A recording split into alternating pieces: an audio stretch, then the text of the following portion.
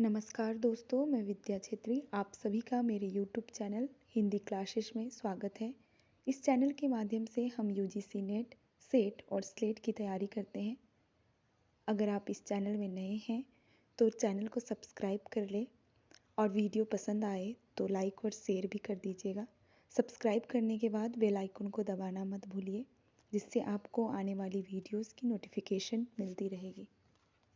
तो दोस्तों, आज हम पढ़ेंगे इकाई 6 हिंदी नाटक, जिसके अंतर्गत हम पढ़ेंगे नाटककारों का समय और नाटकों का प्रकाशन वर्ष। तो चलिए आगे बढ़ते हैं।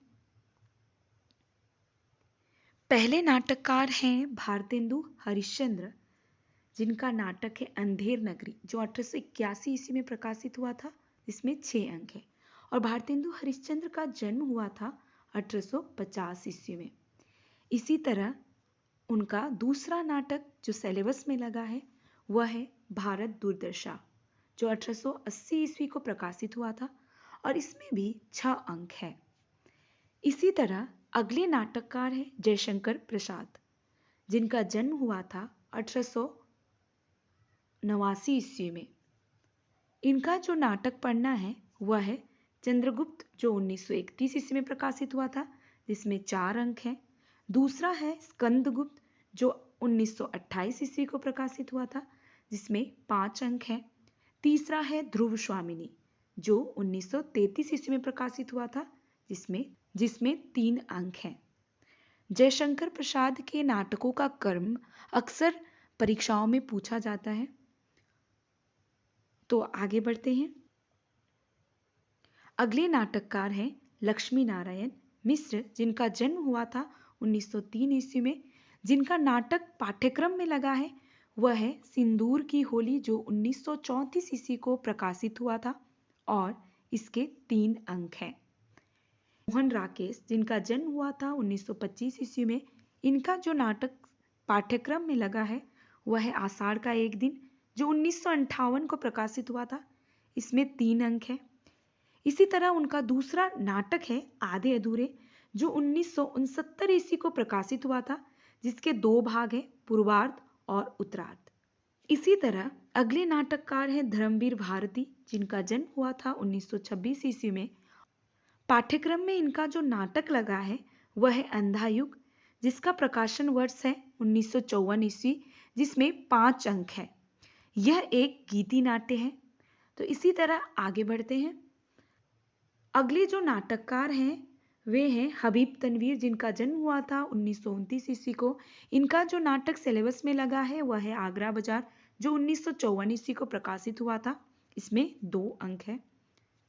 इसी तरह सर्वेश्वर दयाल सक्सेना का जन्म हुआ था 1927 ईस्वी को। इनका जो नाटक पाठ्यक्रम में लगा है वह है बकरी, जो 1974 ईस्वी को प्रकाशित हुआ था, इसमें 2 अंक है।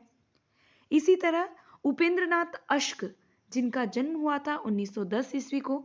इनका जो नाटक पढ़ना है हमें वह है अंजो दीदी, जो 1954 ईस्वी को प्रकाशित हुआ था, इसमें भी 2 अंक हैं। अगले नाटककार है शंकर शेष, जिनका जन्म हुआ था 1933 ईस्वी को। एक और द्रोणाचार्य, जो 1977 ईस्वी को प्रकाशित हुआ था। इस नाटक के 2 भाग हैं।